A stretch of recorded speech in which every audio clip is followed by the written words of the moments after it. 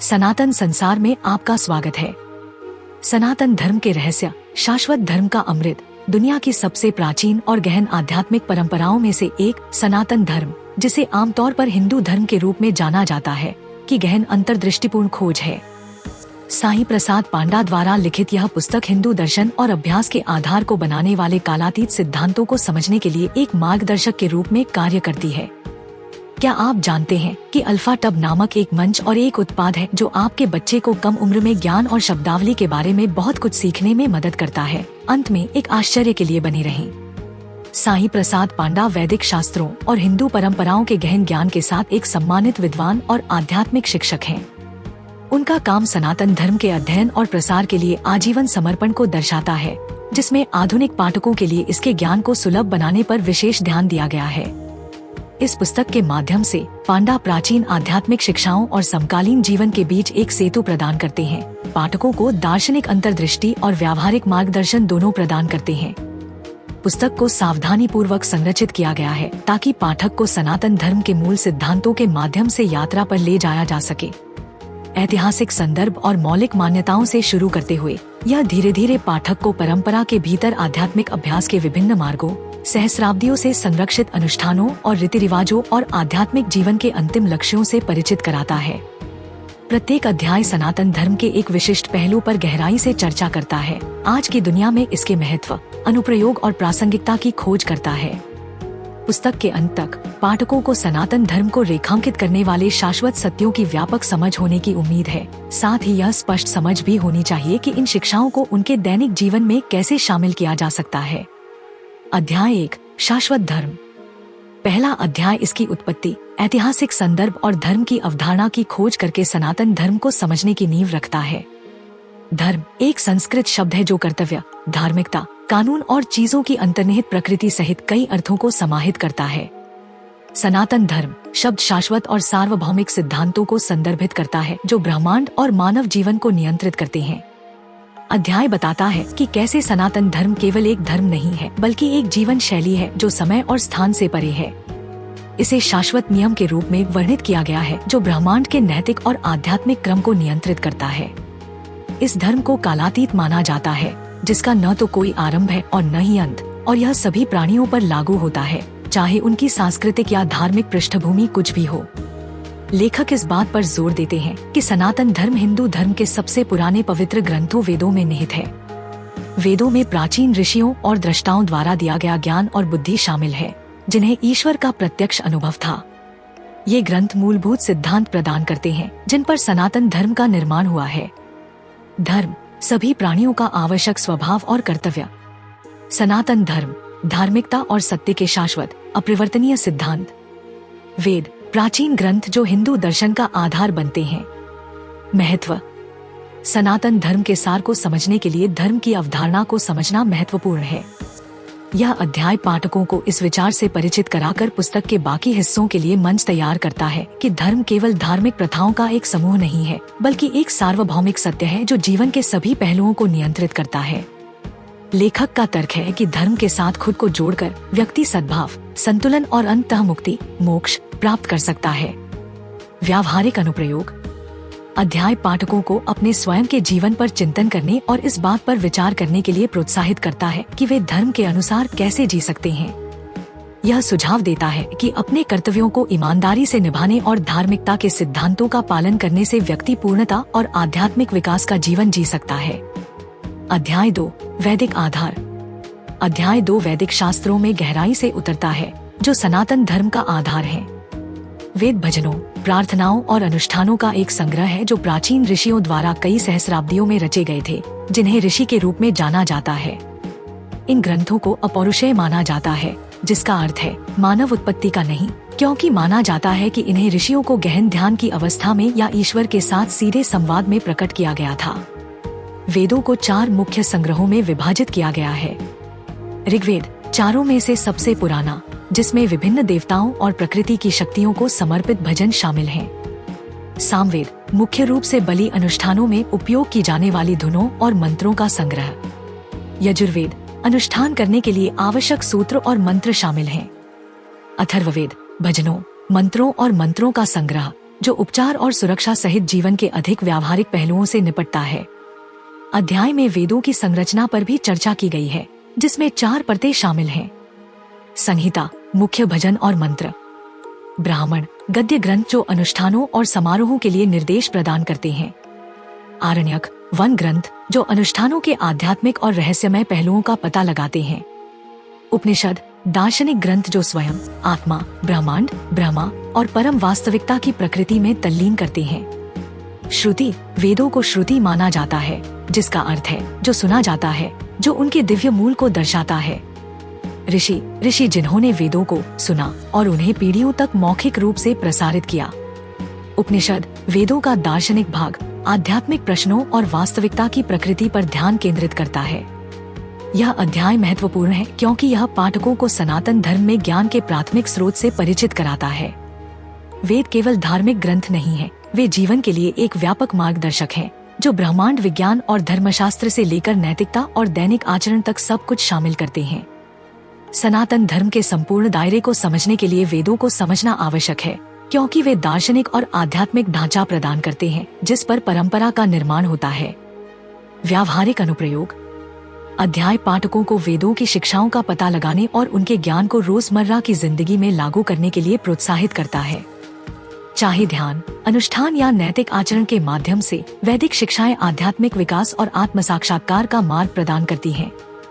लेखक वेदों को श्रद्धा और खुले दिमाग से पढ़ने के महत्व पर भी जोर देता है, क्योंकि उनमें ऐसे गहन सत्य हैं जो किसी के जीवन को बदल सकते हैं।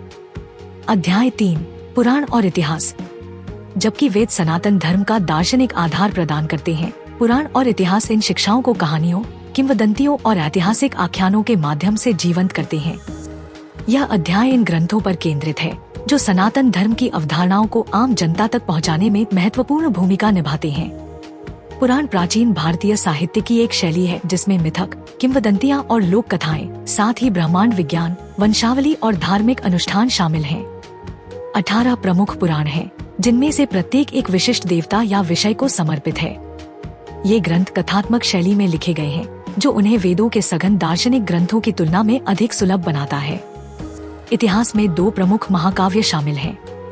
रामायण, भगवान राम, उनकी पत्नी सीता और राक्षस राजा रावण के खिलाफ उनकी लड़ाई की कहानी। यह कर्तव्य, धार्मिकता और भक्ति के मूल्यों को सिखाता है। महाभारत, विश्व साहित्य का सबसे लंबा महाकाव्य, यह पांडवों और कौरवों के बीच संघर्ष का वर्णन करता है, जिसका समापन भगवान कृष्ण द्वारा दिए गए दार्शनिक प्रवचन भगवद गीता में होता है। पुराण, सनातन धर्म की सांस्कृतिक और धार्मिक विरासत को संरक्षित और प्रसारित करने वाले ग्रंथ। रामायण, एक महाकाव्य जो भगवान राम के जीवन और कार्यों के माध्यम से धर्म के आदर्शों को दर्शाता है। महाभारत, एक जटिल कथा जो नैतिक दुविधाओं, न्याय की प्रकृति और नियति की भूमिका को संबोधित करती है। पुराण और इतिहास महत्वपूर्ण हैं, क्योंकि वे वेदों के अमूर्त सिद्धांतों को कथात्मक रूप प्रदान करते हैं।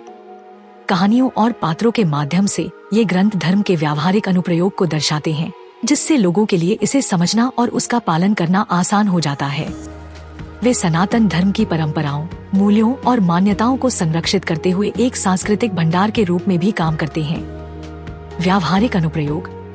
अध्याय सुझाव देता है कि पाठक इन ग्रंथों को केवल कहानियों के रूप में ही नहीं, बल्कि ज्ञान और मार्गदर्शन के स्रोतों के रूप में भी पढ़े।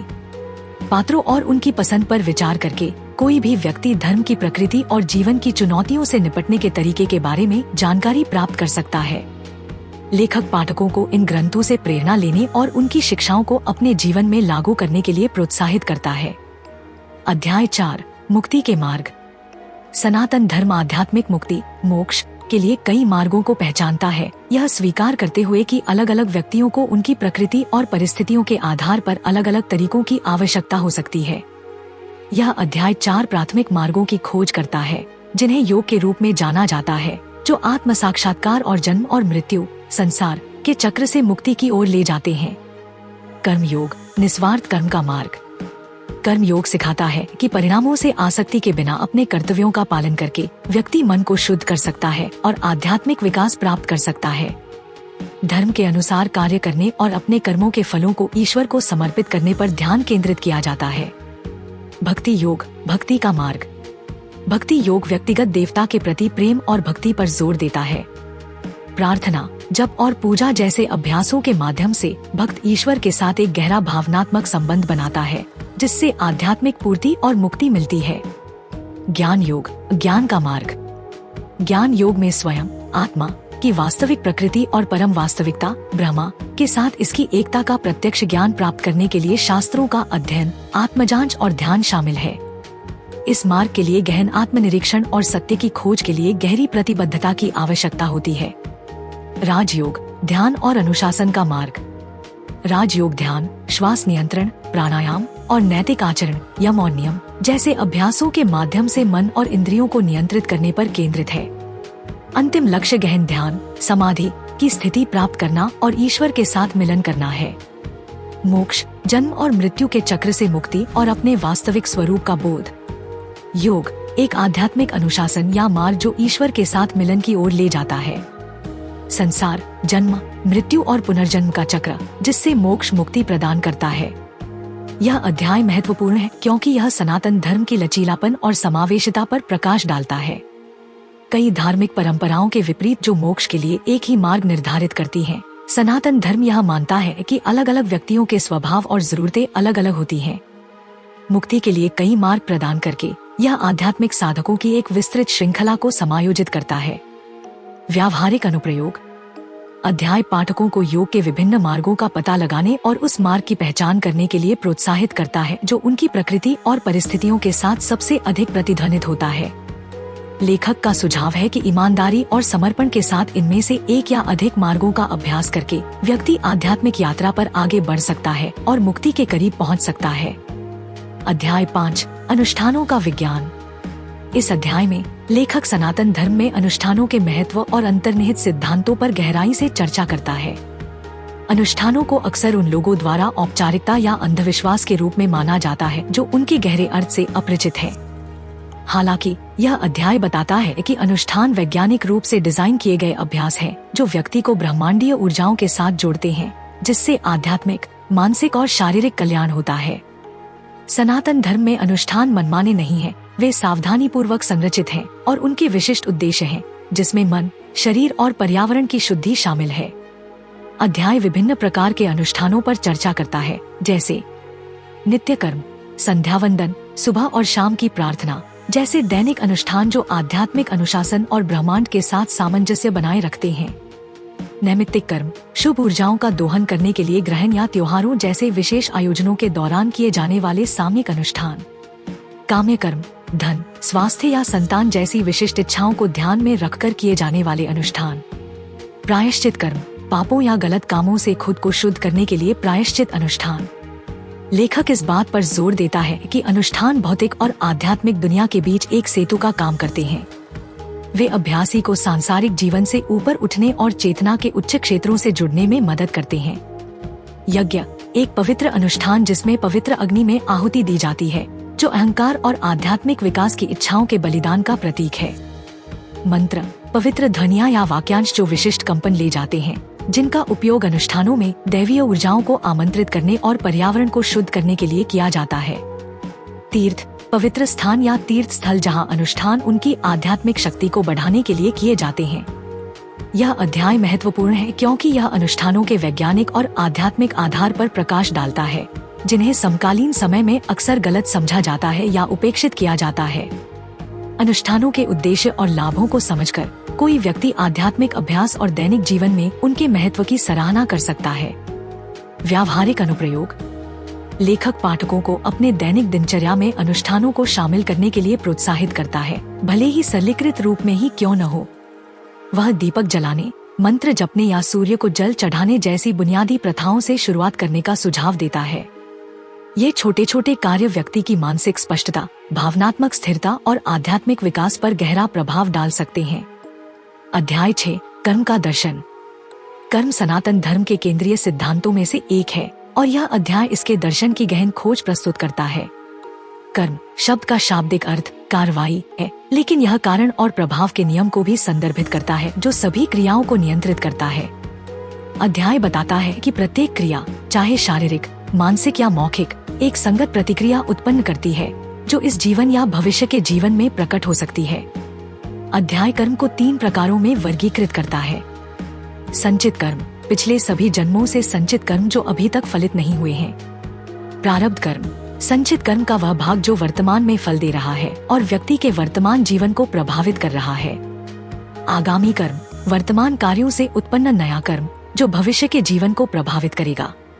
लेखक कर्म ऋण की अवधारणा पर भी चर्चा करता है, जो नकारात्मक कार्यों का संचित बोझ है जिसे पीड़ा या प्रायश्चित के माध्यम से हल किया जाना चाहिए। वह इस बात पर जोर देता है कि आध्यात्मिक विकास और मुक्ति के लिए अपने कर्म को समझना और सचेत रूप से प्रबंधित करना आवश्यक है। धर्म, धार्मिक कर्तव्य या नैतिक आदेश जो ब्रह्मांडीय कानून के साथ संरेखण में किसी के कार्यों का मार्गदर्शन करता है। कर्म फल, किसी के कार्यों के फल या परिणाम जो कार्रवाई की प्रकृति के आधार पर सकारात्मक या नकारात्मक हो सकते हैं। कर्म चक्र, जन्म, मृत्यु और पुनर्जन्म, संसार का चक्र जो किसी के कर्म द्वारा संचालित होता है। यह अध्याय महत्वपूर्ण है क्योंकि यह कर्म के नैतिक और आध्यात्मिक निहितार्थों की व्याख्या करता है। यह सकारात्मक परिणाम और आध्यात्मिक प्रगति सुनिश्चित करने के लिए धर्म के अनुसार धार्मिक जीवन जीने के महत्व पर प्रकाश डालता है। कर्म को समझना व्यक्तियों को उनके कार्यों और उनके परिणामों की जिम्मेदारी लेने में सक्षम बनाता है। व्यावहारिक अनुप्रयोग, लेखक पाठकों को अपने विचारों, शब्दों और कार्यों के बारे में जागरूकता विकसित करने की सलाह देते हैं, यह पहचानते हुए कि वे लगातार कर्म कर रहे हैं। वह सकारात्मक कर्म उत्पन्न करने और नकारात्मक कर्म के संचय को कम करने के लिए माइंडफुलनेस, करुणा और निस्वार्थता का अभ्यास करने का सुझाव देते हैं। अपने कार्यों को धर्म के साथ जोड़कर व्यक्ति धीरे धीरे संसार के चक्र से मुक्त हो सकता है और मुक्ति की ओर बढ़ सकता है। अध्याय 7, धर्म की भूमिका। धर्म सनातन धर्म में एक जटिल और बहुआयामी अवधारणा है जिसका अक्सर कर्तव्य, धार्मिकता या नैतिक कानून के रूप में अनुवाद किया जाता है। यह अध्याय धर्म के विभिन्न आयामों और ब्रह्मांड में व्यवस्था और सद्भाव बनाए रखने में इसकी केंद्रीय भूमिका का पता लगाता है। लेखक बताते हैं कि धर्म नियमों का एक कठोर समूह नहीं है, बल्कि एक गतिशील सिद्धांत है जिसे व्यक्ति की परिस्थितियों और जीवन के चरण के अनुसार समझा और लागू किया जाना चाहिए। अध्याय में जीवन के 4 पुरुषार्थों या उद्देश्यों पर चर्चा की गई है, जो हैं धर्म, धार्मिकता और नैतिक कर्तव्य, अर्थ, भौतिक समृद्धि और सफलता, काम, सुख और इच्छाओं की पूर्ति, मोक्ष, मुक्ति और आध्यात्मिक स्वतंत्रता। लेखक इस बात पर जोर देते हैं कि धर्म अन्य 3 उद्देश्यों को प्राप्त करने के लिए आधार के रूप में कार्य करता है। धर्म के बिना अर्थ और काम की खोज पूर्णता के बजाय अराजकता और पीड़ा का कारण बन सकती है। स्वधर्म, व्यक्ति का अपना कर्तव्य जो उसकी प्रकृति, क्षमताओं और परिस्थितियों द्वारा निर्धारित होता है। वर्णाश्रम धर्म, व्यक्ति के सामाजिक वर्ग, वर्ण और जीवन के चरण, आश्रम से जुड़े कर्तव्य जैसे कि छात्र, ब्रह्मचर्य, गृहस्थ, सन्यासी, वानप्रस्थ और त्यागी, सन्यास। अधर्म, धर्म के विरुद्ध जाने वाले कार्य जो अव्यवस्था और नकारात्मक कर्म की ओर ले जाते हैं। यह अध्याय महत्वपूर्ण है क्योंकि यह जीवन के नैतिक और नैतिक आयामों को समझने के लिए एक रूपरेखा प्रदान करता है। धर्म का पालन करके व्यक्ति समाज और ब्रह्मांड की भलाई में योगदान देता है, साथ ही अपनी आध्यात्मिक यात्रा पर भी आगे बढ़ता है। व्यावहारिक अनुप्रयोग, लेखक पाठकों को अपने स्वयं के धर्म पर चिंतन करने और अपने कर्तव्यों को ईमानदारी और समर्पण के साथ पूरा करने का प्रयास करने के लिए प्रोत्साहित करता है। उनका सुझाव है कि धर्म के अनुरूप जीवन जीने से व्यक्ति जीवन में संतुलन और सामंजस्य प्राप्त कर सकता है, जिससे भौतिक सफलता और आध्यात्मिक विकास दोनों प्राप्त होते हैं। अध्याय 8, भक्ति का सार। सारांश, भक्ति या भक्ति सनातन धर्म में आध्यात्मिक विकास के लिए सबसे सुलभ और व्यापक रूप से प्रचलित मार्गों में से एक है। यह अध्याय भक्ति के सार की खोज करता है, इस बात पर जोर देते हुए कि यह केवल अनुष्ठानिक पूजा के बारे में नहीं है, बल्कि ईश्वर के साथ एक गहरा भावनात्मक संबंध है। लेखक बताते हैं कि भक्ति बौद्धिक समझ से परे है और ईश्वर के प्रति हृदय के स्वाभाविक प्रेम में निहित है। अध्याय में भक्ति के विभिन्न रूपों पर चर्चा की गई है, जैसे साकाम्य भक्ति, भौतिक या आध्यात्मिक लाभ की इच्छा वाली भक्ति; निष्काम भक्ति, निस्वार्थ भक्ति, जहाँ भक्त ईश्वर के प्रेम और कृपा के अलावा कुछ नहीं चाहता; अपरा भक्ति, भक्ति का निम्न रूप, जहाँ अनुष्ठानों और बाहरी प्रथाओं पर जोर दिया जाता है; परा भक्ति, भक्ति का उच्च रूप, जिसमें ईश्वर के प्रति शुद्ध, बिना शर्त वाला प्रेम होता है। लेखक भक्ति को पोषित करने और बनाए रखने में सत्संग, पवित्र संगति और कीर्तन, भक्ति गायन के महत्व पर भी प्रकाश डालता है। ये अभ्यास भक्त को ईश्वर पर ध्यान केंद्रित करने और आंतरिक शांति और आनंद की भावना पैदा करने में मदद करते हैं। इष्ट देवता किसी व्यक्ति द्वारा चुना गया देवता या ईश्वर का व्यक्तिगत रूप जो किसी की भक्ति का केंद्र बन जाता है। गुरु भक्ति आध्यात्मिक शिक्षक या गुरु के प्रति भक्ति जो भक्त को भक्ति के मार्ग पर मार्गदर्शन करता है। प्रेम ईश्वरीय प्रेम जो भक्ति का सर्वोच्च रूप है और ईश्वर के साथ एकता के अनुभव की ओर ले जाता है। यह अध्याय महत्वपूर्ण है क्योंकि यह भक्ति को आध्यात्मिक प्राप्ति के लिए एक शक्तिशाली और परिवर्तनकारी मार्ग के रूप में उजागर करता है। अन्य मार्गों के विपरीत जिनमें कठोर अनुशासन या बौद्धिक कौशल की आवश्यकता हो सकती है, भक्ति सभी के लिए सुलभ है, चाहे किसी की पृष्ठभूमि या योग्यता कुछ भी हो।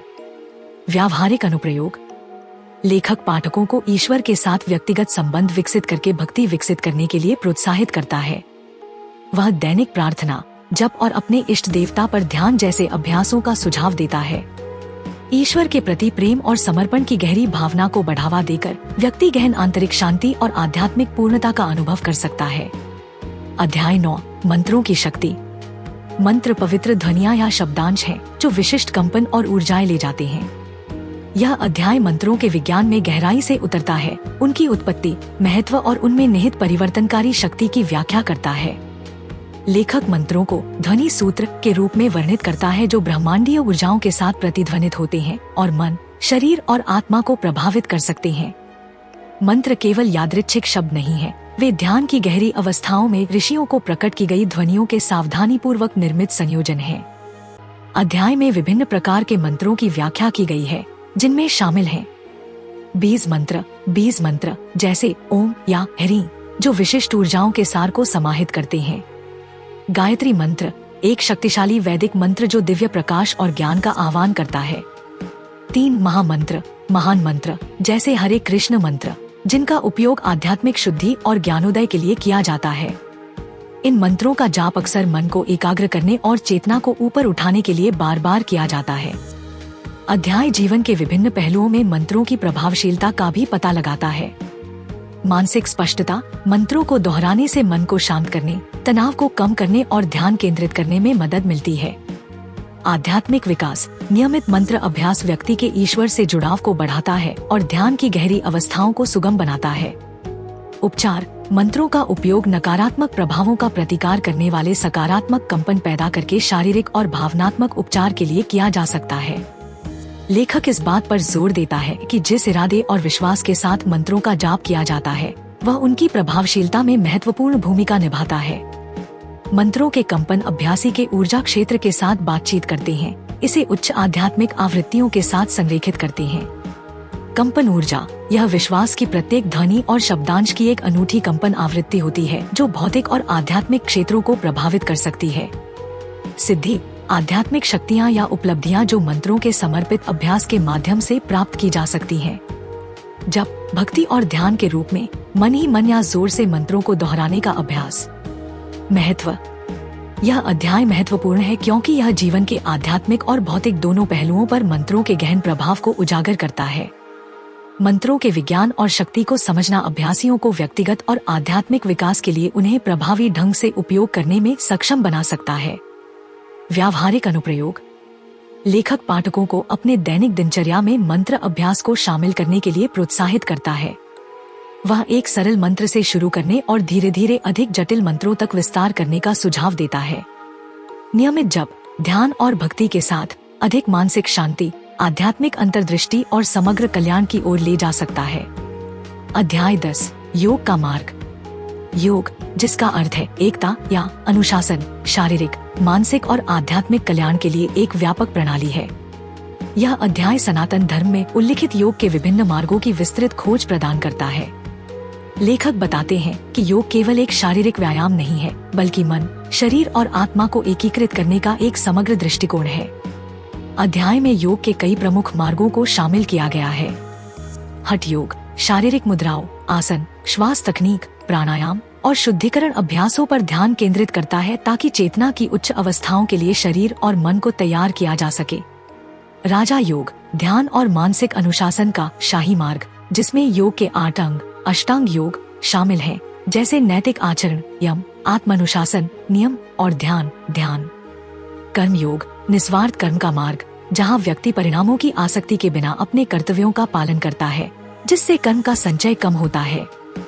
भक्ति योग, भक्ति का मार्ग, जहाँ ईश्वर के प्रति प्रेम और समर्पण आध्यात्मिक पूर्णता और मुक्ति की ओर ले जाता है। ज्ञान योग, ज्ञान और बुद्धि का मार्ग, जिसमें परम सत्य को प्राप्त करने के लिए गहन अध्ययन और चिंतन शामिल है। अध्याय इन मार्गों के परस्पर संबंध और वे एक दूसरे के पूरक कैसे हैं, इस पर जोर देता है। जबकि प्रत्येक मार्ग का अपना लक्ष्य है, वे सभी एक ही लक्ष्य को प्राप्त करना चाहते हैं, ईश्वर के साथ मिलन और अपने वास्तविक स्वरूप का बोध।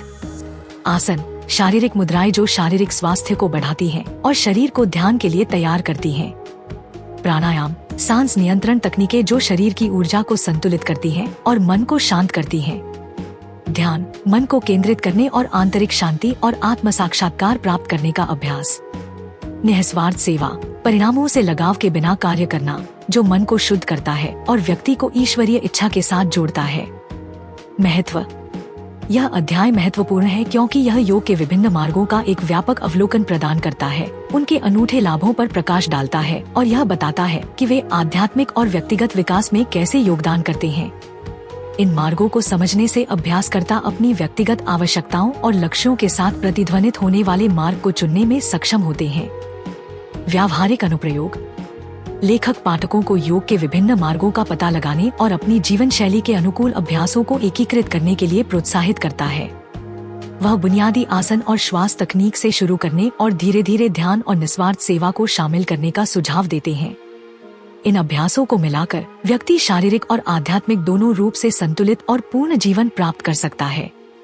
अध्याय 11, मोक्ष की अवधारणा। मोक्ष या मुक्ति सनातन धर्म में मानव जीवन का अंतिम लक्ष्य है। यह अध्याय मोक्ष की अवधारणा की खोज करता है, इसे जन्म, मृत्यु और पुनर्जन्म, संसार के चक्र से परम मुक्ति की स्थिति के रूप में समझाता है। लेखक मोक्ष को अपने वास्तविक स्वरूप और ईश्वर के साथ एकता की प्राप्ति के रूप में वर्णित करता है। अध्याय मोक्ष के विभिन्न पहलुओं पर चर्चा करता है। मोक्ष की प्रकृति, यह कोई भौतिक स्थान नहीं है, बल्कि चेतना की एक अवस्था है, जहां व्यक्ति सर्वोच्च वास्तविकता के साथ एकता का अनुभव करता है। मोक्ष प्राप्त करना, मोक्ष के मार्गों में योग, भक्ति, ज्ञान और निस्वार्थ कर्म का अभ्यास शामिल है। प्रत्येक मार्ग मुक्ति प्राप्त करने के लिए एक अलग दृष्टिकोण प्रदान करता है। मोक्ष के लक्षण, मोक्ष प्राप्त करने वाले व्यक्ति की विशेषताओं में आंतरिक शांति, भौतिक इच्छाओं से अलगाव और असीम प्रेम और करुणा की भावना शामिल है। लेखक मोक्ष के बारे में आम गलतफहमियों को भी संबोधित करता है, जैसे कि यह विचार कि इसमें दुनिया से भागना या सभी भौतिक सुखों का त्याग करना शामिल है। इसके बजाय मोक्ष को गहन आंतरिक स्वतंत्रता और पूर्णता की स्थिति के रूप में चित्रित किया गया है, जो सांसारिक आसक्तियों से परे है। संसार, जन्म, मृत्यु और पुनर्जन्म का चक्र जो कर्म और अज्ञानता से प्रेरित होता है। आत्मा, व्यक्तिगत आत्मा या सच्चा स्व, जो अंततः ब्रह्मा, सार्वभौमिक चेतना के साथ एक है। ब्रह्मा, सर्वोच्च, निराकार वास्तविकता जो सभी अस्तित्व में निहित है और व्याप्त है। यह अध्याय महत्वपूर्ण है क्योंकि यह मोक्ष की प्रकृति को स्पष्ट करता है और इसे प्राप्त करने के लिए एक रोड मैप प्रदान करता है। मोक्ष को समझने से साधकों को अपने आध्यात्मिक लक्ष्यों पर ध्यान केंद्रित करने और अपने प्रयासों को जीवन के अंतिम उद्देश्य के साथ संरेखित करने में मदद मिलती है। व्यावहारिक अनुप्रयोग, लेखक सुझाव देते हैं कि पाठक नियमित आध्यात्मिक अभ्यास, आत्मचिंतन और नैतिक जीवन के माध्यम से वैराग्य और आंतरिक शांति की मानसिकता विकसित करें। योग, भक्ति और निस्वार्थ सेवा के सिद्धांतों को एकीकृत करके व्यक्ति मोक्ष की प्राप्ति की ओर उत्तरोत्तर बढ़ सकता है और गहन आध्यात्मिक मुक्ति का अनुभव कर सकता है। अध्याय 12, आस्था और भक्ति की भूमिका। सनातन धर्म में उल्लिखित आध्यात्मिक यात्रा में आस्था और भक्ति आधारभूत तत्व हैं। यह अध्याय आध्यात्मिक लक्ष्यों को प्राप्त करने और ईश्वर से जुड़ाव बनाए रखने में आस्था, श्रद्धा और भक्ति के महत्व की खोज करता है। लेखक इस बात पर जोर देते हैं कि आस्था अंधविश्वास नहीं है, बल्कि ईश्वर और परंपरा की शिक्षाओं में गहरा अनुभवजन्य भरोसा है। अध्याय आस्था और भक्ति के विभिन्न पहलुओं पर चर्चा करता है। आस्था की प्रकृति, आस्था को एक आंतरिक दृढ़ विश्वास के रूप में वर्णित किया जाता है जो व्यक्ति के आध्यात्मिक अभ्यास का मार्गदर्शन करता है और चुनौतियों के दौरान शक्ति प्रदान करता है। यह व्यक्तिगत अनुभव, अध्ययन और गुरु के मार्गदर्शन के माध्यम से निर्मित होता है। भक्ति का विकास, प्रार्थना, ध्यान और सेवा जैसे अभ्यासों के माध्यम से भक्ति को बढ़ावा दिया जाता है। अध्याय नियमित अभ्यास के महत्व और किसी व्यक्ति के भक्ति अनुभव को गहरा करने में एक व्यक्तिगत देवता, इष्ट देवता की भूमिका पर प्रकाश डालता है। गुरु की भूमिका। गुरु आध्यात्मिक शिक्षक आस्था और भक्ति को पोषित करने में महत्वपूर्ण भूमिका निभाते हैं। गुरु का मार्गदर्शन और आशीर्वाद शिष्य को बाधाओं को दूर करने और आध्यात्मिक पथ पर प्रगति करने में मदद करता है। लेखक आस्था और तर्क के बीच के अंतर संबंध को भी संबोधित करते हैं, यह समझाते हुए कि जबकि आस्था बौद्धिक समझ से परे है, यह तर्क का खंडन नहीं करती है। इसके बजाय आध्यात्मिक ज्ञान और प्राप्ति की खोज में आस्था और तर्क एक दूसरे के पूरक हैं। श्रद्धा ईश्वर और परंपरा की शिक्षाओं में आस्था या भरोसा जो अभ्यासी के संकल्प और प्रतिबद्धता को मजबूत करता है। भक्ति ईश्वर के प्रति भक्ति और प्रेम जो आध्यात्मिक पूर्णता और ईश्वर के साथ मिलन की ओर ले जाता है। गुरु आध्यात्मिक शिक्षक जो शिष्य को ज्ञान, मार्गदर्शन और आशीर्वाद प्रदान करता है। यह अध्याय महत्वपूर्ण है क्योंकि यह आध्यात्मिक यात्रा में आस्था और भक्ति की आवश्यक भूमिका पर प्रकाश डालता है। यह इस बारे में अंतर्दृष्टि प्रदान करता है कि कैसे ये गुण किसी के अभ्यास को बढ़ा सकते हैं और गहरे आध्यात्मिक अनुभवों की ओर ले जा सकते हैं। व्यावहारिक अनुप्रयोग। लेखक पाठकों को निरंतर अभ्यास, अध्ययन और चिंतन के माध्यम से आस्था और भक्ति विकसित करने के लिए प्रोत्साहित करता है। वह आध्यात्मिक गुरु के मार्गदर्शन की तलाश करने और ईश्वर के साथ व्यक्तिगत संबंध विकसित करने का सुझाव देता है। इन गुणों को पोषित करके व्यक्ति अधिक आध्यात्मिक विकास और आंतरिक शांति का अनुभव कर सकता है। अध्याय 13 दैनिक जीवन में आध्यात्मिक अभ्यास को एकीकृत करना। इस अध्याय में आध्यात्मिक अभ्यास को दैनिक जीवन में एकीकृत करना एक मुख्य विषय है। लेखक इस बात पर जोर देता है कि आध्यात्मिकता केवल विशिष्ट अनुष्ठानों या प्रथाओं तक सीमित नहीं है, बल्कि इसे व्यक्ति के जीवन के हर पहलू में शामिल किया जाना चाहिए। आध्यात्मिक सिद्धांतों को दैनिक गतिविधियों का हिस्सा बनाकर व्यक्ति एक सामंजस्यपूर्ण और पूर्ण जीवन प्राप्त कर सकता है। अध्याय दैनिक जीवन में आध्यात्मिकता को एकीकृत करने के विभिन्न तरीकों पर चर्चा करता है। सचेत जीवन हर पल में उपस्थित और जागरूक रहना और दैनिक कार्यों और बातचीत में आध्यात्मिक सिद्धांतों को लागू करना। नैतिक जीवन जीवन के सभी पहलुओं में ईमानदारी, अहिंसा और करुणा जैसे नैतिक दिशा निर्देशों का पालन करना। नियमित अभ्यास ध्यान, प्रार्थना और पवित्र ग्रंथों के अध्ययन जैसे दैनिक आध्यात्मिक अभ्यासों के लिए समय निकालना। लेखक सांसारिक जिम्मेदारियों के साथ आध्यात्मिक अभ्यासों को संतुलित करने के महत्व पर भी प्रकाश डालता है। वह पाठकों को सलाह देता है कि वे अपने कर्तव्यों को आध्यात्मिक विकास के अवसरों के रूप में देखते हुए अलगाव और समर्पण की भावना के साथ करें। सचेतन प्रत्येक क्षण में पूरी तरह से उपस्थित और जागरूक रहने का अभ्यास, जिससे अधिक स्पष्टता और आध्यात्मिक अंतर्दृष्टि प्राप्त होती है। नैतिक आचरण नैतिक सिद्धांतों के अनुसार जीवन जीना जो सद्भाव को बढ़ावा देता है और नकारात्मक कर्म को कम करता है।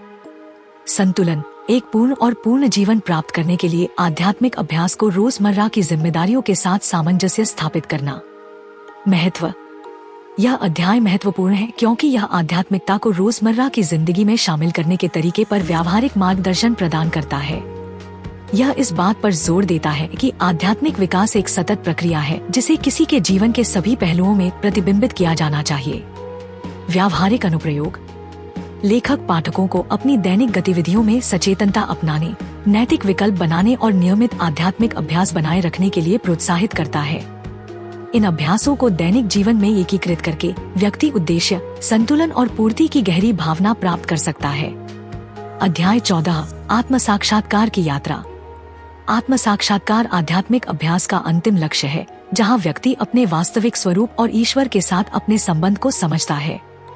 यह अध्याय आत्म साक्षात्कार की यात्रा की खोज करता है, इसे आंतरिक खोज और परिवर्तन की प्रक्रिया के रूप में वर्णित करता है।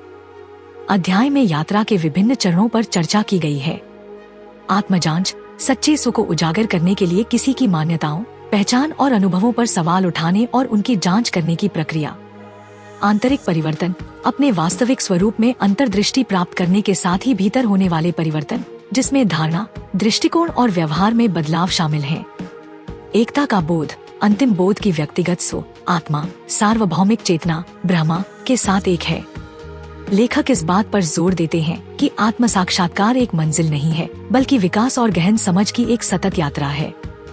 इसमें निरंतर आत्मान्वेषण, अभ्यास और दैनिक जीवन में आध्यात्मिक अंतर्दृष्टि का एकीकरण शामिल है। आत्मा सच्चा स्व या आत्मा जो शाश्वत है और सार्वभौमिक चेतना के साथ एक है। ब्रह्मा सर्वोच्च निराकार वास्तविकता जो सभी अस्तित्व का आधार है। आत्मजांच सच्चे सुख की खोज के लिए किसी के विचारों, भावनाओं और अनुभवों की जांच करने का अभ्यास। महत्व, यह अध्याय महत्वपूर्ण है क्योंकि यह आत्म साक्षात्कार की यात्रा के लिए एक रोड मैप प्रदान करता है, आध्यात्मिक जागृति की प्रक्रिया और चरणों में अंतर्दृष्टि प्रदान करता है। इस यात्रा को समझने से साधकों को आध्यात्मिक ज्ञान के मार्ग पर आगे बढ़ने में मदद मिलती है। व्यावहारिक अनुप्रयोग, लेखक पाठकों को अपने वास्तविक स्वरूप को उजागर करने के लिए आत्मजांच और चिंतन में संलग्न होने के लिए प्रोत्साहित करता है। वह आत्म साक्षात्कार की यात्रा का समर्थन करने के लिए ध्यान, चिंतन और आध्यात्मिक शिक्षाओं के अध्ययन जैसे अभ्यासों का सुझाव देता है। इस यात्रा के प्रति प्रतिबद्ध रहकर व्यक्ति गहन आध्यात्मिक जागृति और परिवर्तन का अनुभव कर सकता है। अध्याय 15 मुक्ति का मार्ग, मोक्ष। अंतिम अध्याय मोक्ष या मुक्ति के मार्ग पर केंद्रित है, जो सनातन धर्म के अनुसार मानव जीवन का अंतिम लक्ष्य है। लेखक मोक्ष प्राप्त करने के विभिन्न तरीकों और इस मार्ग पर सफलता के लिए आवश्यक गुणों की रूपरेखा प्रस्तुत करता है। अध्याय में शामिल हैं मोक्ष के मार्ग, कर्म योग, निस्वार्थ क्रिया, ज्ञान योग, ज्ञान, भक्ति योग, भक्ति और राजयोग, ध्यान सहित मुक्ति के विभिन्न मार्ग। प्रत्येक मार्ग मोक्ष प्राप्त करने के लिए एक अनूठा दृष्टिकोण प्रदान करता है। मुक्ति के लिए गुण, मोक्ष प्राप्त करने के लिए आवश्यक गुणों में वैराग्य, आत्मानुशासन, हृदय की पवित्रता और अटूट विश्वास शामिल हैं। बाधाओं पर काबू पाना, मोक्ष के मार्ग पर आम बाधाएं जैसे अज्ञानता, आसक्ति और नकारात्मक कर्म और उन्हें दूर करने की रणनीतियाँ। लेखक इस बात पर जोर देते हैं कि मोक्ष प्राप्त करने के लिए समर्पण, दृढ़ता और आध्यात्मिक अभ्यास के प्रति ईमानदार प्रतिबद्धता की आवश्यकता होती है। यह एक क्रमिक प्रक्रिया है जिसमें अहंकार पर काबू पाना और अपने वास्तविक स्वरूप को महसूस करना शामिल है। मोक्ष जन्म और पुनर्जन्म के चक्र से मुक्ति और मुक्ति की अंतिम अवस्था।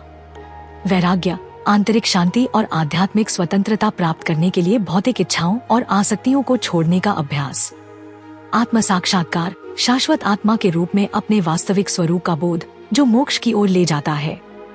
महत्व, यह अध्याय महत्वपूर्ण है क्योंकि यह मुक्ति के मार्ग और सफलता के लिए आवश्यक गुणों का व्यापक अवलोकन प्रदान करता है। यह उन लोगों के लिए व्यावहारिक मार्गदर्शन प्रदान करता है जो मोक्ष प्राप्त करना चाहते हैं और आध्यात्मिक पूर्णता का जीवन जीना चाहते हैं। व्यावहारिक अनुप्रयोग, लेखक पाठकों को अपने दैनिक जीवन में वैराग्य, आत्मानुशासन और पवित्रता के गुणों को विकसित करने की सलाह देता है। वह मोक्ष के लिए एक या अधिक मार्गों का अनुसरण करने और दैनिक दिनचर्या में आध्यात्मिक अभ्यासों को एकीकृत करने का सुझाव देता है। ऐसा करने से व्यक्ति मुक्ति के मार्ग पर आगे बढ़ सकता है और गहन आध्यात्मिक विकास का अनुभव कर सकता है। निष्कर्ष, सारांश। पुस्तक के निष्कर्ष में लेखक पूरे अध्याय में प्रस्तुत प्रमुख शिक्षाओं और अंतर्दृष्टि पर विचार करता है। वह आध्यात्मिक सिद्धांतों को रोजमर्रा की जिंदगी में शामिल करने और निरंतर व्यक्तिगत और आध्यात्मिक विकास के लिए प्रयास करने के महत्व पर जोर देते हैं। लेखक इस बात की पुष्टि करते हैं कि सनातन धर्म एक सार्थक जीवन को समझने और जीने के लिए एक व्यापक और समग्र दृष्टिकोण प्रदान करता है। पुस्तक में उल्लिखित शिक्षाओं और प्रथाओं का पालन करके पाठक अधिक स्पष्टता, पूर्णता और अंततः मुक्ति प्राप्त कर सकते हैं। अंतिम विचार, आध्यात्मिक अन्वेषण और आत्मखोज की यात्रा प्रत्येक व्यक्ति के लिए निरंतर और अद्वितीय है। लेखक पाठकों को ईमानदारी, समर्पण और खुले दिल से अपने आध्यात्मिक मार्ग पर चलने के लिए प्रोत्साहित करता है।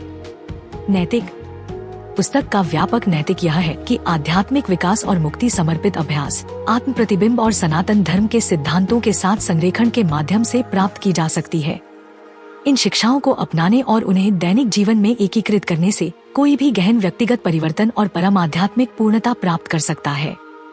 अब कल्पना करें कि इन प्राचीन ग्रंथों को नए दृष्टिकोण से देखें कि वे आधुनिक वैज्ञानिक जांच के साथ कैसे प्रतिध्वनित होते हैं और उन काव्यात्मक और आध्यात्मिक छंदों को उजागर करें जो पीढ़ियों से चले आ रहे हैं। हमारा केवल सदस्यों के लिए वीडियो आपको नासदीय सूक्त के माध्यम से एक यात्रा पर ले जाता है जो अस्तित्वगत और ब्रह्मांड संबंधी प्रश्नों की खोज करता है जिन्होंने सहस्राब्दियों से मानवता को उलझन में डाला है। यदि आप प्राचीन ज्ञान के बारे में भावुक हैं, ब्रह्मांड के बारे में उत्सुक हैं या बस विभिन्न दृष्टिकोणों के बारे में सीखना पसंद करते हैं, तो यह एक ऐसा वीडियो है जिसे आप मिस नहीं कर सकते। यह गहन व्याख्याओं, मूल संस्कृत छंदों और उनके अनुवादों से भरा हुआ है जो आपको एक समृद्ध और व्यावहारिक अनुभव प्रदान करता है। तो आप इस अद्भुत वीडियो को कैसे देख सकते हैं? यह आसान है, बस हमारे चैनल का सदस्य बने। इसमें शामिल होने से आपको इस वीडियो और इसके जैसे कई अन्य वीडियो तक विशेष पहुंच मिलेगी, जो प्राचीन ग्रंथों में गहराई से उतरेंगे और हमारी आधुनिक दुनिया के लिए उनकी प्रासंगिकता की खोज करेंगे। सदस्य के रूप में आपको ये चीजें पसंद आएंगी। नए वीडियो तक जल्दी पहुंच। सदस्यों के लिए शाउट आउट, फोटो और स्टेटस अपडेट। सिर्फ सदस्यों के लिए वीडियो। ऋग्वेद और अन्य प्राचीन ग्रंथों के गहन ज्ञान को जानने के इस अवसर को न चुकें। नीचे दिए गए ज्वाइन बटन पर क्लिक करें और आइए मिलकर ब्रह्मांड के रहस्यों का पता लगाएं। देखने के लिए धन्यवाद, और मैं आपको सिर्फ सदस्यों के लिए सेक्शन में देखने का बेसब्री से इंतजार कर रहा हूँ। अगली बार तक उत्सुक बने रहें और खोज करते रहें। मुझे अल्फाटब क्यों पसंद है? अल्फाटब छोटे बच्चों को कम उम्र में ही सनातन मूल्यों, ज्ञान और शब्दावली से परिचित कराने के दिलचस्प तरीके प्रदान करता है।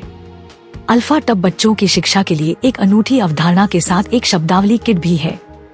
यह स्कूलों में भी एक बेहतरीन किट के रूप में काम कर सकता है। माता पिता अल्फाटब मोबाइल ऐप का उपयोग करके बहुत सारे टब शीट और टब कार्ड बना सकते हैं और अल्फाटब का उपयोग करके मजेदार गेम के माध्यम से अपने बच्चों के साथ जुड़ सकते हैं। मैंने अल्फाटब ऐप का उपयोग किया है और वीडियो में दिखाए अनुसार टब कार्ड बनाए हैं।